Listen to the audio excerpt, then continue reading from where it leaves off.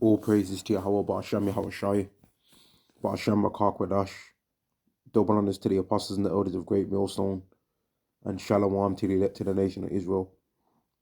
This is going to be a lesson on the returning of the Israelites to the land of Israel, right? And speaking about some of the prophecies that surround that particular event taking place, man. And then when you put that together, you have to then ask yourself, are those people in the land who they say they are, or are they someone else, man?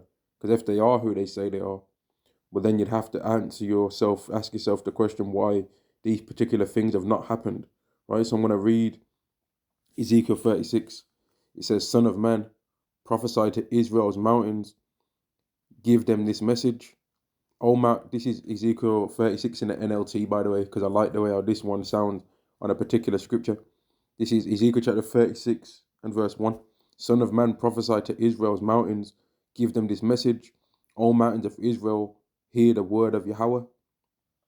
This is what the sovereign Yahweh says.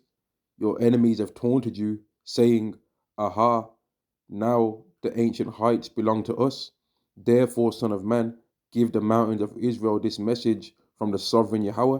Your enemies have attacked you from all directions, making you the property of many nations and the object of much mocking and slander. Now, hasn't that happened to the Negro, Latino, and Native American? Don't people wear a Native American on their t-shirt as some kind of character, right? Don't people go to American football games dressed as Native Americans in some kind of mocking way? Don't people go in blackface and try and mock the Israelites? Don't people try and mock the Mexicans in certain ways too, man? And there's many ways that each particular Israelite tribe knows that they get mocked from day to day in their own personal ways, man. Right? For example, the tribe of Benjamin, people try and wear them reggae hats looking stupid as hell. They try and dance to reggae. They want to listen to all the bashment music and that. They want to try and jerk and they want to talk about how much they like jerk chicken, and they want to talk about how nice the steel pans work. They want to talk about how many times they've been over to Jamaica, to the Bahamas, to all these Caribbean islands, right?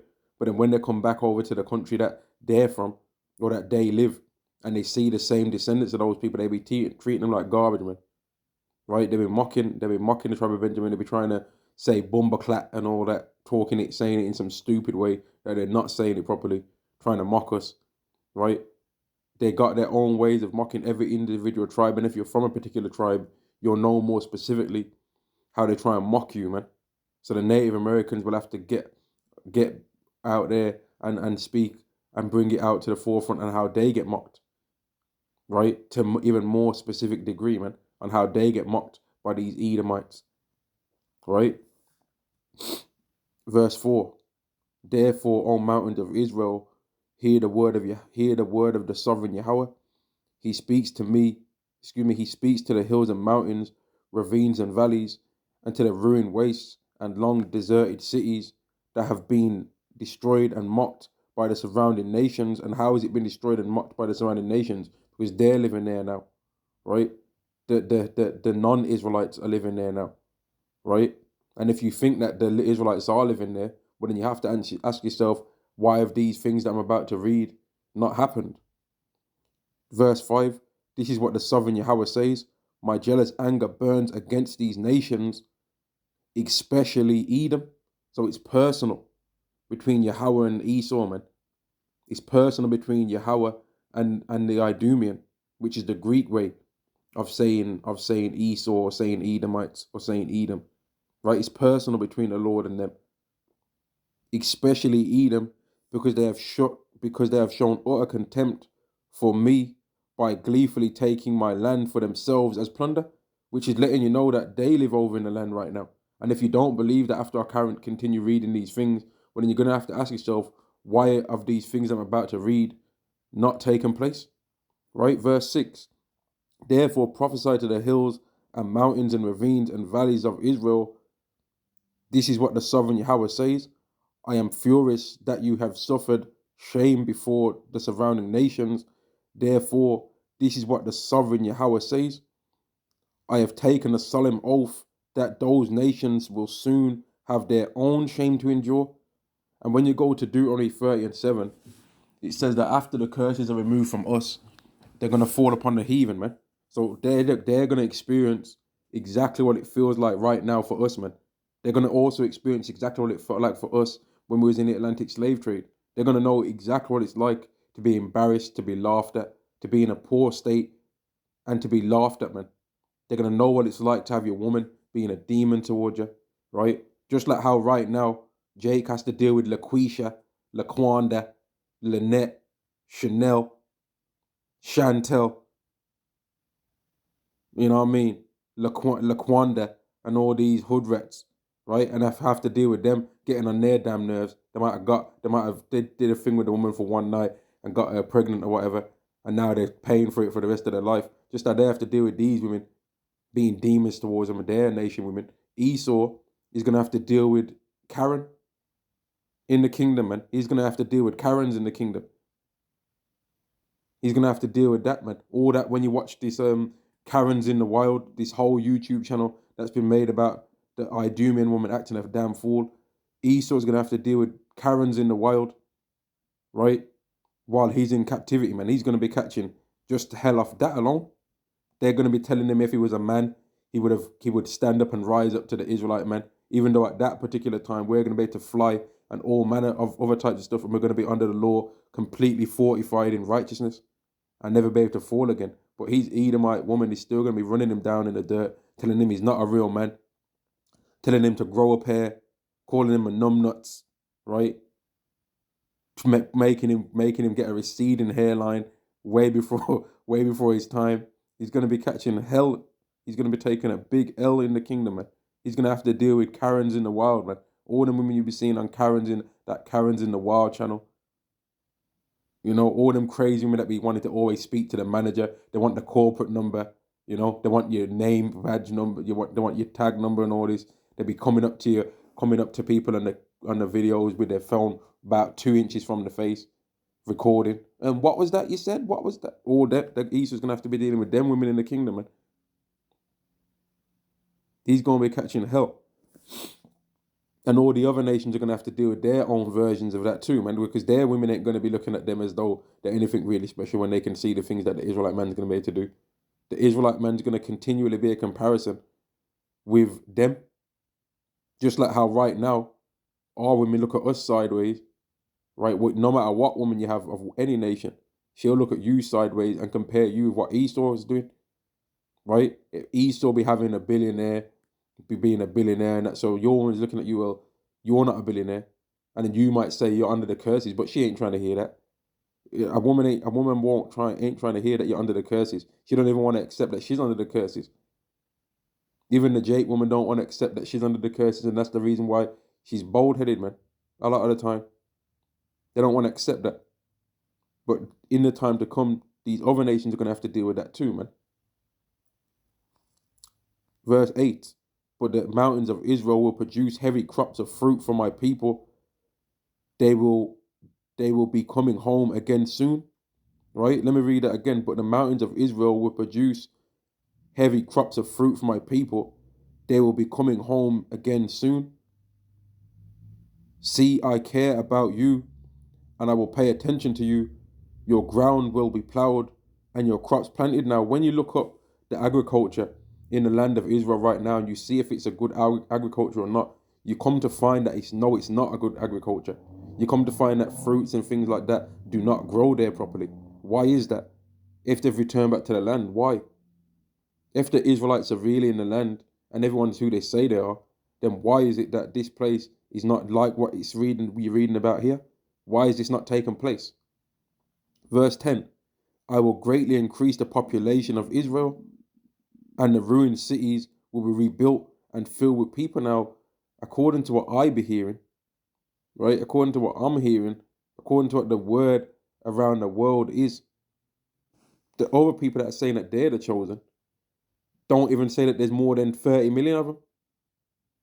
They don't even say that there's more than 30 million of them in the world. But it said here that I will greatly increase the population of Israel. But what's the population of that country right now? Is it a great population? I doubt it.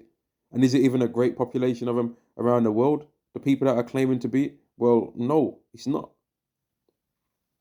and the ruined cities will be rebuilt and filled with people. So it's saying that there's going to be a lot of people there when this is done. And that don't seem to be the case right now, does it? I will increase not only the people, but also your animals, O mountains of Israel. I'll bring people to live on you once again. I'll make you even more prosperous than you were before. Is that what the case of that place is now? Is it more prosperous than it was before? No, it's not, right? It's not built up greater than it was during the time of King Solomon. No, it's not, man.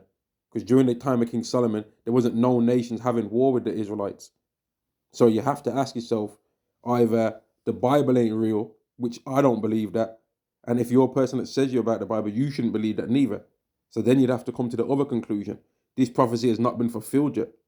And that should lead you to say, well, if these people are saying that they're the people and they're in the land and they're actually there, well, they should be going through this right now. They should be in a land that's more beautiful than it was before, and they're not. They should be celebrating a salvation that they received that's greater than the salvation that they received in the land of Egypt. Jeremiah chapter 23, verse 7 to verse 8, right? And also Jeremiah 16, verse 14 to like verse 15, man, speaks on how they shall no more say that Yahweh liveth, which brought up the Israelites out of the land of Egypt, but Yahweh liveth, which brought up and which led the seed of the house of Israel out of the north country and from all the other countries whither I had driven them, and they shall dwell in their own land. So they ain't experiencing that though. They ain't experiencing Isaiah the 2nd chapter where they go around teaching everybody else the laws, because they ain't even doing it themselves properly, right? And they've got the ability to keep it substantially better than what we can. And they ain't doing that. Everyone tries to mock how we keep the law. They say, oh, you ain't keeping the Passover properly because you can't afford lamb. But we're rehearsing the righteous acts though. I know we're doing that. And just the fact that we can't keep it properly is proof that we're not in the land yet, man, and that we're in captivity for real. But these other people have got the capability to do it, and they're not doing it, man. They're doing their own thing, and they've made a whole nother book, right? A whole nother book that's got mud written in the title, right? And they ain't doing it. And that in that book, there's a whole bunch of madness in there, man. A whole bunch of vile stuff in there in that book that Dave came up with, man. And they also wear a thing on their head that they even themselves say that that's not what King David wore, that's not what Moses wore, that's not an actual custom from the Torah. So what's up with them, man? Verse 12, I will cause my people to walk on you once again, and you will be their territory. You will never again rob them of their children. So the Israelites should be in the land right now. And if they are, then they shouldn't be getting robbed of children. So there should be a whole bunch of people getting born there on a regular. There should be. But as far as I can tell, in America, they'll be putting Planned Parenthood everywhere that Israelites be living. The real Israelites, man. They'll be putting Planned Parenthood by where the real Israelites are living, man, to try and dampen the numbers. That sounds like those people are getting busier than those other people are getting busy, having children. Verse 13, this is what the sovereign Yahweh says. The other nations that taunt you, saying Israel is a land that devours its own people and robs them of their children, but you will never again. And that's what people do say, man. They say black people kill black people. That's one term that they say. But you kill your own people. They say that, which is true. That's done. It's true. But the time's going to come where that's not going to be true anymore, man. It's not going to be able to be a thing where they're going to be able to find no hatred of us amongst each other no more. And that thing, the fact that they can point out that within us is a further proof that we're those people as well. Because Deuteronomy 28 and 64, not Deuteronomy 28, 64, Deuteronomy 28, 54 to down to like verse 57 speaks about how the man was going to have a problem with his brother and his children, and his wife, and how the woman was going to have a problem with the women of her nation, and with her husband, and with her children. So there was going to be continual conflict within the nation as a curse that was brought upon them by Yahweh. And it wouldn't have mattered the way that it came to pass. It wouldn't have mattered if they came and the Israelite women joined on with feminism and all of this. It wouldn't have mattered. The point is that it happened, just like Yahweh said it was going to happen. The earthly method that was used to make it take place did not ever matter. The point is that it happened, like Yahweh said it would happen. He didn't necessarily say how it would happen. He just said it would happen. But there's certain things that he said would happen that did happen. For example, going into Egypt again, spiritual Egypt, with ships. That happened. Exactly the method that he said it would happen, via ships. Right? Let me carry on reading. Verse 13, Ezekiel 36 and verse 13. This is what the sovereign Yahweh says. The other nations taunt you, saying, Israel is a land that devours its own people and robs them of their children. But you will never again devour your people or rob them of their children, says the sovereign Yahweh. I will not let you hear those other nations insult you, and you will no longer be mocked by them. You will no longer be a land that causes its nation to fall, says the sovereign Yahweh. Now, if those other people are those people, right, we shouldn't be able to get away with mocking them. But we can get away with mocking them, right? But then they'll just try and come up, throw that word out there, that anti this and anti that thing that they be putting out there, right? And then try to get people silenced, man. But the point is that people can still mock them. Whether they do it behind the scenes or not, they're still doing it, man. But in the time to come when we go back there, these people ain't going to try and even be brave enough to try and mock us anywhere, right? And another point on those people that are claiming to be the people, if they're really the people, man, why are they making it all right to be alphabeting up there, man? Why is it okay to be alphabeting up in there? Why are they down with alphabeting and alphabeting events and alphabeting parades? Why are they down with that? What's up with all the alphabeting that they got going over there, man? If they're really them people, right? Now let me go to verse 15 again. I will not let you hear those nations insult you, and you will no longer be mocked by them. You will not be a nation that causes its. You will not be a land that causes its nation to fall, says the sovereign Yahweh. Now let me jump down to this scripture here, because if I was to say to people, I'm not even going to show the scripture first, man. If I was to say to people, what is the best place to live on earth, right? Where would you most want to live on earth? You probably hear things like, you might hear some people say London, right? And you might hear another person say Miami. Then you might hear another person say America in general.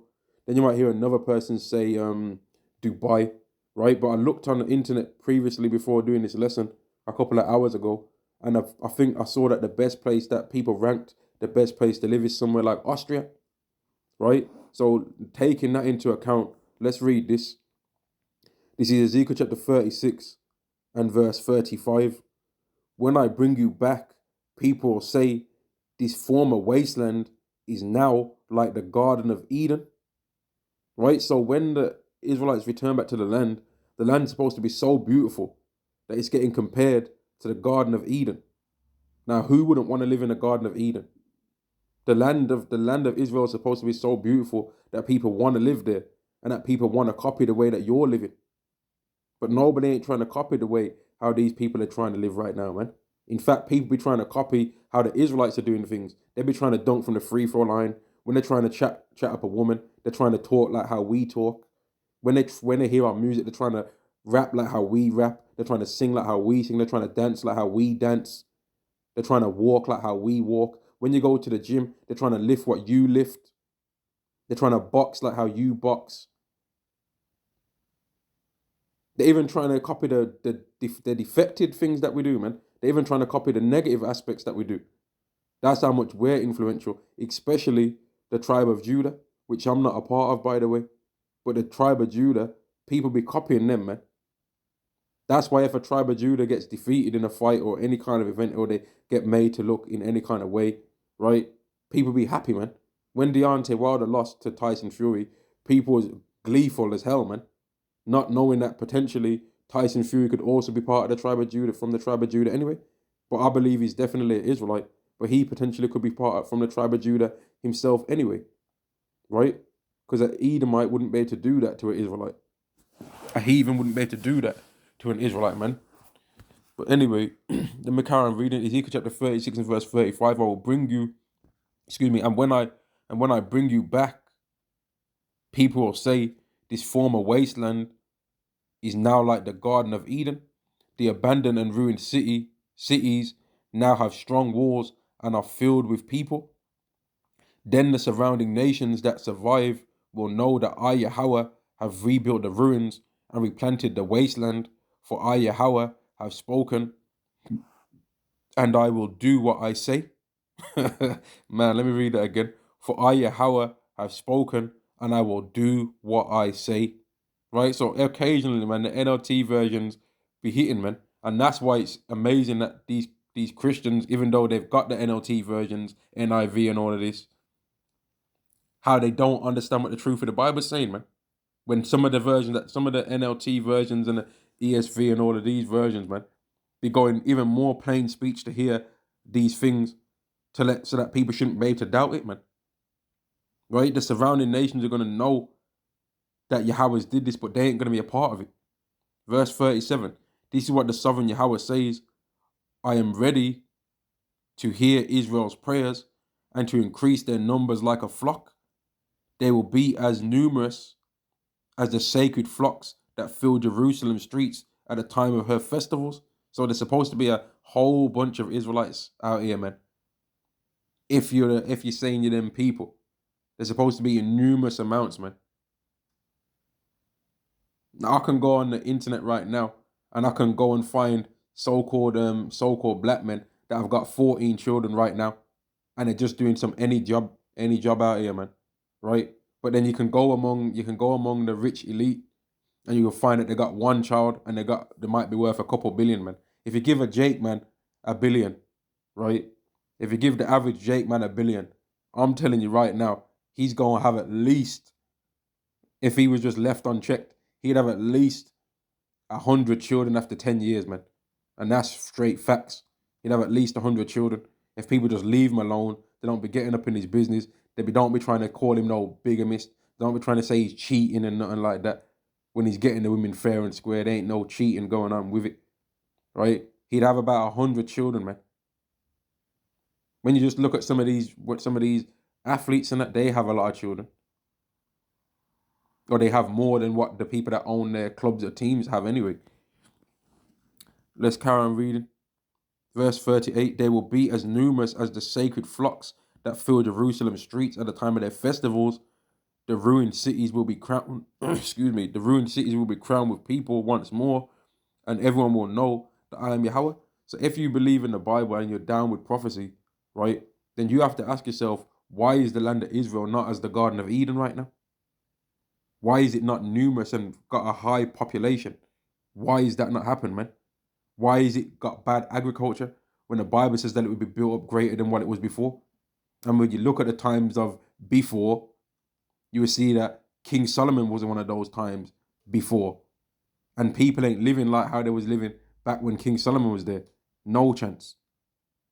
That land is not being lived in like how it was when King Solomon was there. No chance, man. No chance. That place is not glorified like how it was during the time of King Solomon, man. But if the final salvation that the Israelites have been waiting for has happened, then it should be. If the salvation has taken place, because the Israelites have had many salvations, but if the salvation has taken place, right, that salvation that the Israelites have long been waiting for has taken place, then all of these things in Ezekiel, the 36th chapter, should have also happened.